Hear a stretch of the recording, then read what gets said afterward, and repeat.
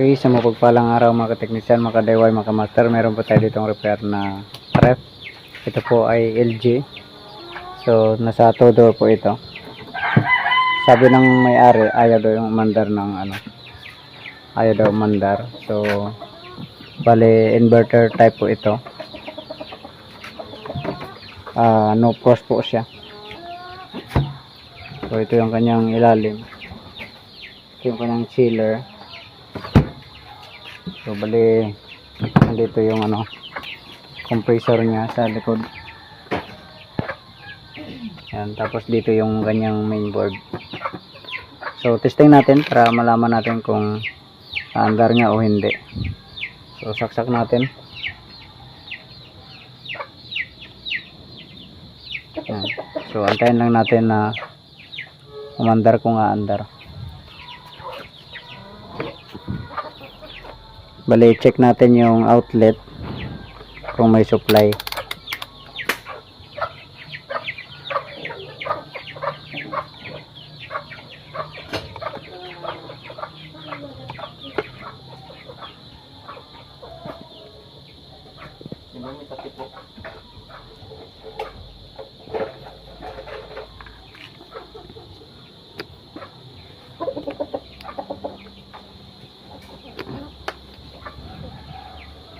Check natin.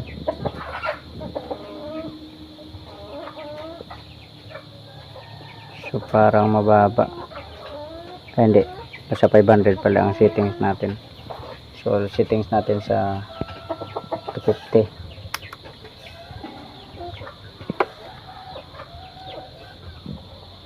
So normal naman yung yung supply ng kuryente. Pero hanggang ngayon wala pa rin. Hindi pa rin umaandar. Pagsaksak natin walang spark. Kaya kailangan natin buksan dito. Okay, sige. Samahan niyo po ako. Ayusin po natin ito.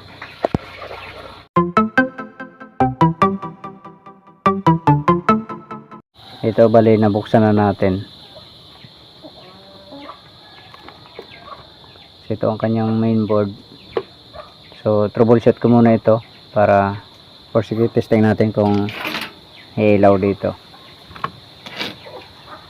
Saksak.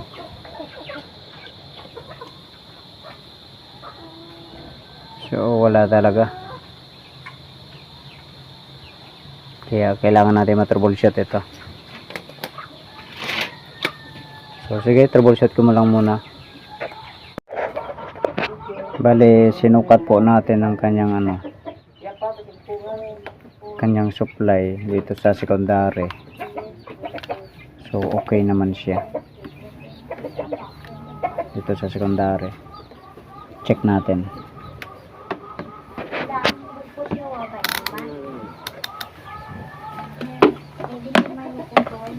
Ilang ba?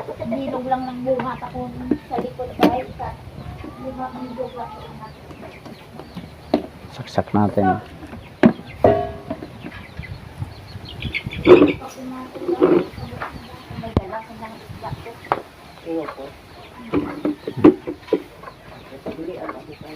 Check natin itong secondary niya.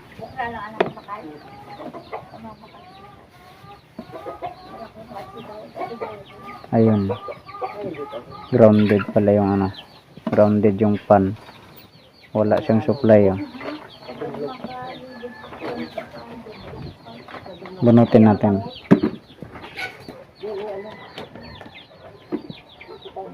Tapos bunutin natin itong pan. Ito yung pan niya. Dito sa loob.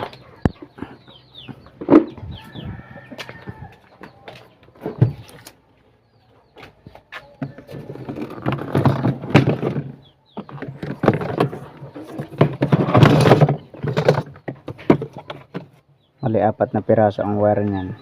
Yan. So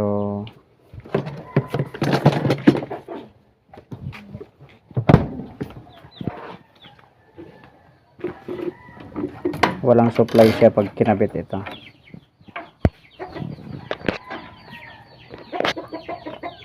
Try natin. saksak ulit. Tapos saksak. Walang power. Pag binuksan dito, wala ring ilaw. Walang ilaw dito. Yan.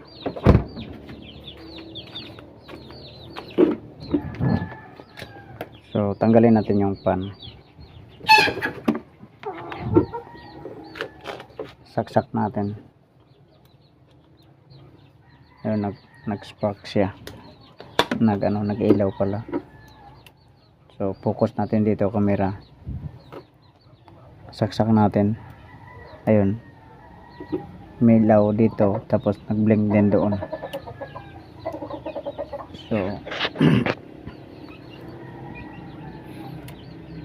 hindi pa umaandar yung compressor. Pero nag-on yung relay para yun dito sa heater at saka sa dalawa heater sa defrost nya.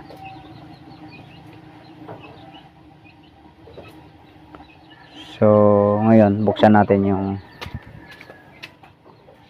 ilalim. Ayun, umilaw siya.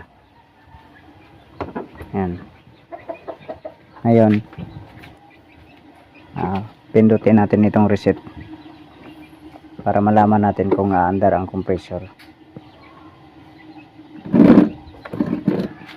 So pindutin natin. Ayun, bukan natin ang compressor. Ayun. Ayan, vibrate, umandar.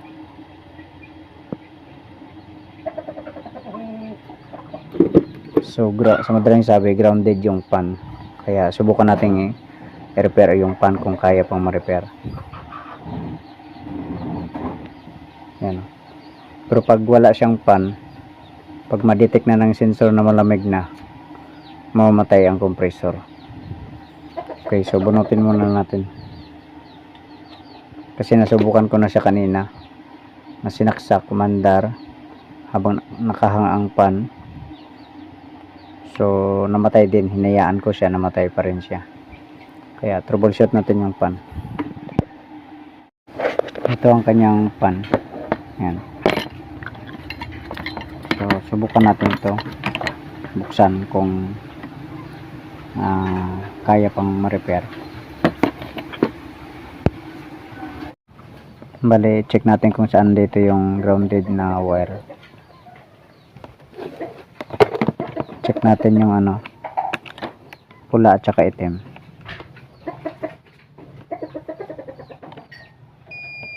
Ayun.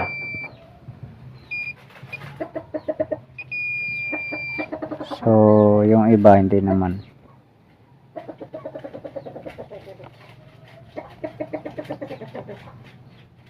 So pula at saka itim lang yung grounded. Okay, buksan na natin to. Ito, nabuksan na natin. So ito yung laman. Bale, naka-silicone siya dito. Malamang nabasa ito ng sa loob o di kaya nasunog na. So mahirap nang tanggal. Ayusin to. Kailangan palit na ng bago. Ayun,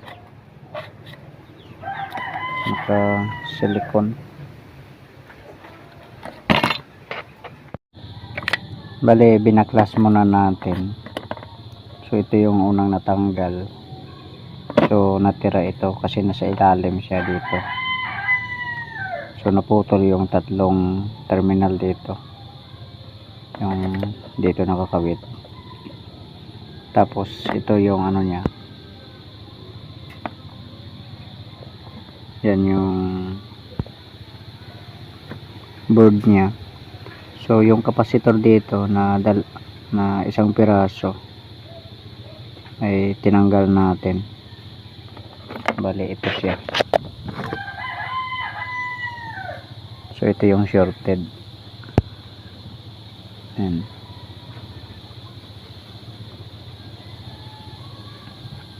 Check natin. Ayan. Itong terminal, pag i-check na natin.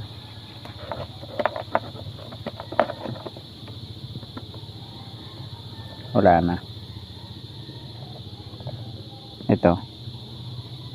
Pag i-forward natin, mayroon siyang buzzer. Pero pag i-reverse na natin, wala na. Wala na siyang buzzer. So, kailangan natin ibalik to. Ito, bale, sinaksak na natin. So, 5 minutes siya bago umandar yung compressor. So, umandar na yung compressor na. Kinabit na rin natin yung fan temporary kasi hindi pa natin na-fix. Ito, umandar na rin yung fan. Ito, nag-yellow na yung ano, kanyang evaporator. Ayan o.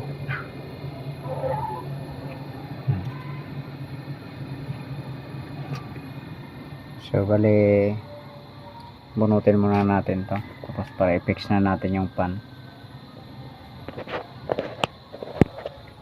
Ito, pag binuksan natin dito, may ilaw na.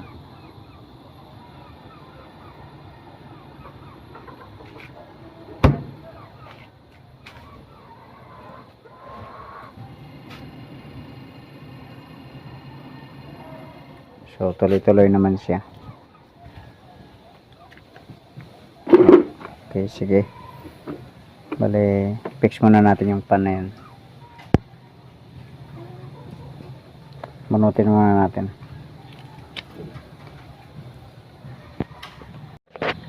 Bale, lagyan na lang natin dito ng glue stick. Huwag lang natin ilapit dito sa kanyang core. Dito lang banda sa baba. Dito sa butas na to para hindi makapasok ang ano, tubig. Ito, bale, sinaksak na natin yan sa taas. So, antayin pa natin mga 5 minutes bago siya mag-andar ang compressor. So, ito, bale, pahuli na lang natin kabit ito.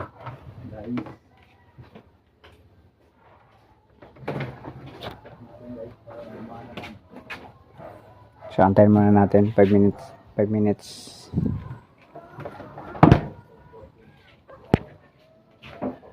Okay, tingnan na natin. 5 minutes na. Yan. So, umandar na siya.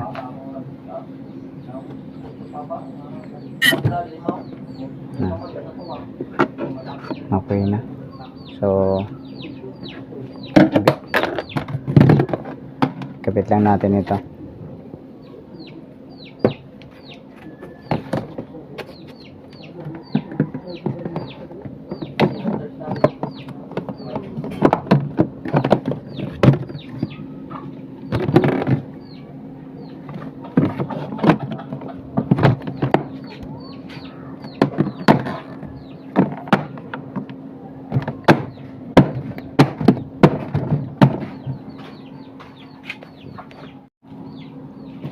Ayan, balik na natin.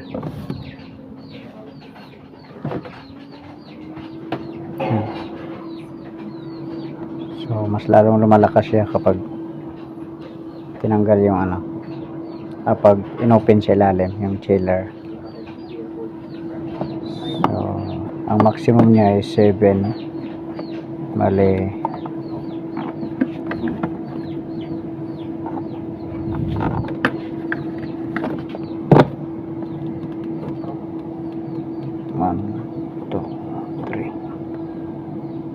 mga 3.5.